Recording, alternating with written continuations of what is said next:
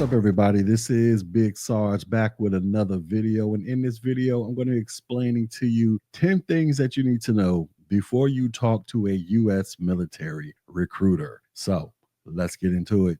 If you've ever considered joining the military, chances are a recruiter has already popped up on your radar, whether it's a flyer at school, a chat at a local event, or a direct message on social media. Military recruiters, they are always on the hunt for new talent. And why wouldn't they be? Well, the armed forces, they need people like you to step up. But before you sit down across from that neatly pressed uniform and polished smile, you need to know a few things. And this video is going to be your preparation session. So let's go ahead and talk about the things you need to know before you talk to a recruiter.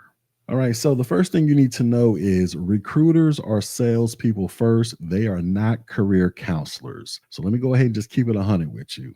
A military recruiter's job is to get you to sign on the dotted line. Yes, they can be super helpful and answer your questions, but their primary mission is to bring new people into the military. That's their quota. Now, this doesn't make them bad people, but you should know that their incentives aren't 100% aligned with yours. Now, they may not always lie, but they will highlight the benefits and minimize the drawbacks. So think of them like car salesmen. They could be enthusiastic and persuasive, but they are trained to overcome your objections. Now, here's a pro tip. You want to do your own research before you meet up with any of them. That way, you're not just nodding along with everything that they tell you.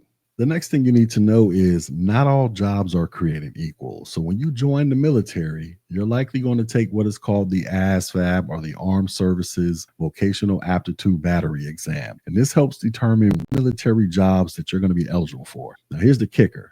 Just because you qualify for a job, that doesn't mean that you're going to get it. And the reason why is the needs of the military always come first. So if you want to be a cyber warrior, that's cool. But if the military needs somebody to cook some food, or they need a mechanic, guess what?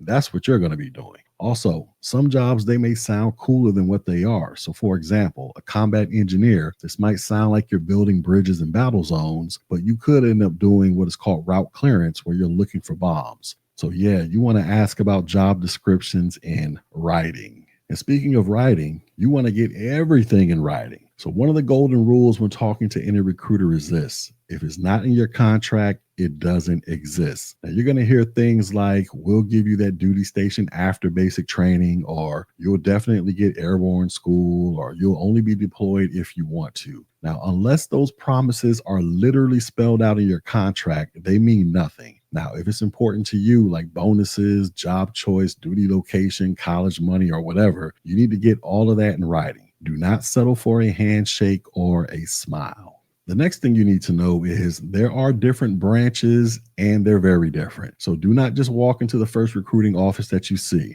The Army, Navy, Marine Corps, Air Force, Space Force, and Coast Guard each have different cultures, missions, jobs, benefits, and vibes. So if you want more structure and prestige, then you might like the Air Force. You want to be on ships and see the world, then consider the Navy. You want to get dirty and break some stuff, then maybe the Marines is your calling. You want flexibility and career support, then check out the Army. You want to be on the cutting edge of technology, then look at the Space Force. If you want to stay close to home and help out during natural disasters, then the Coast Guard might be right for you. Now, what you want to do, you want to talk to recruiters from at least 2 different branches before you make any decisions. You want to compare what they offer and ask each recruiter what they think about the others, because you're going to learn a lot just from how they talk.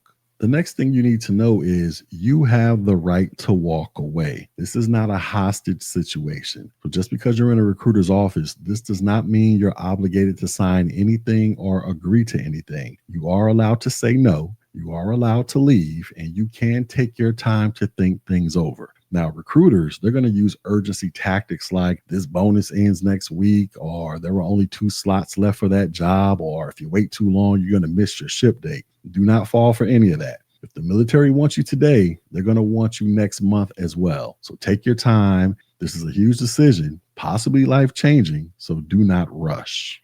The next thing you need to know is the ASVAB. This is more than just a test. So like I said earlier, you're going to be taking what is called the ASVAB test at some point in this journey. And this is not just an entrance exam. This actually determines what jobs you may qualify for. And the better your score, then the more opportunities you will have. Now, if you bomb the test, your job options are going to shrink fast. So you want to take this thing seriously. And to help you take it seriously, you want to study ahead of time. You want to focus on math and word knowledge. You want to go online and find some practice tests and get busy doing them. And if needed, you might want to consider getting a tutor. But remember this, if you are not happy with your score or job options, you can wait and retake the exam. Do not let anyone pressure you into enlisting just because you already took the ASVAB.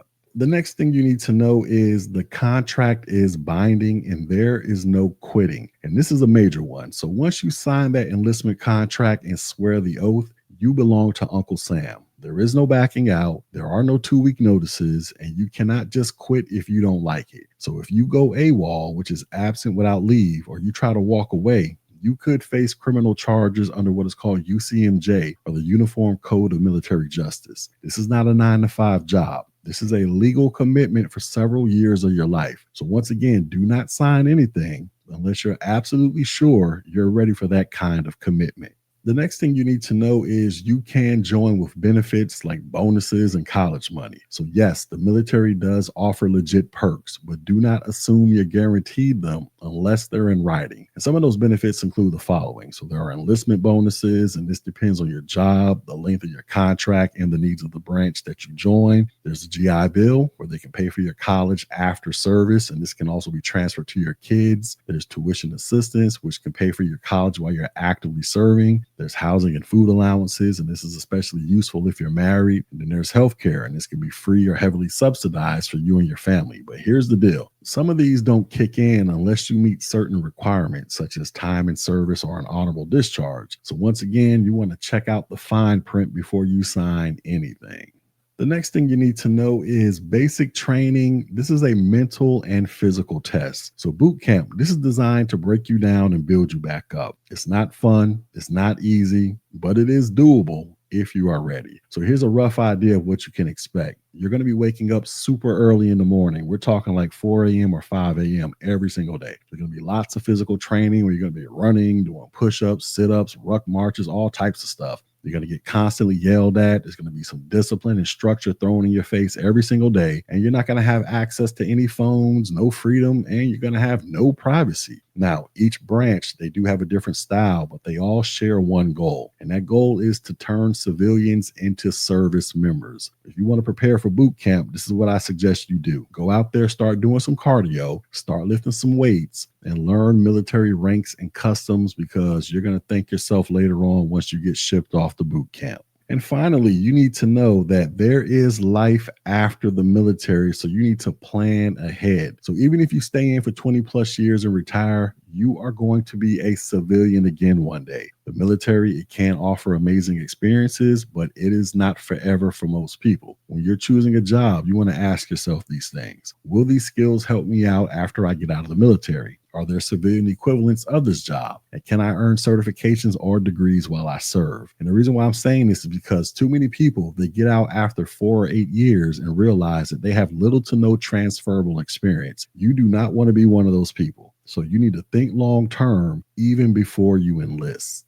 All right, so let's go ahead and wrap all this wonderful information up. Talking to a recruiter, this is not a commitment, but it is a big step towards one. So you want to go in with your eyes wide open, your questions ready, and your head on straight. So to recap, here are the 10 things that you need to know before you talk to a recruiter. Remember, these are salespeople. They are not guidance counselors. Not all military jobs are equal. Get everything in writing, and I mean everything. Explore different branches before you choose one. You can walk away at any time until you sign the dotted line. The ASVAB exam, this is going to determine your future, so you want to put some real effort into passing that thing. The contract is legally binding, so there is no quitting. The benefits are real, but they're not always guaranteed. Basic training is going to be tough, so you need to prepare physically and mentally. And also, you need to plan for your future, because there is life after the military. So whether you end up enlisting or not, just remember this. This is your life, your future, your decision. Do not let anyone rush you or make any decisions for you.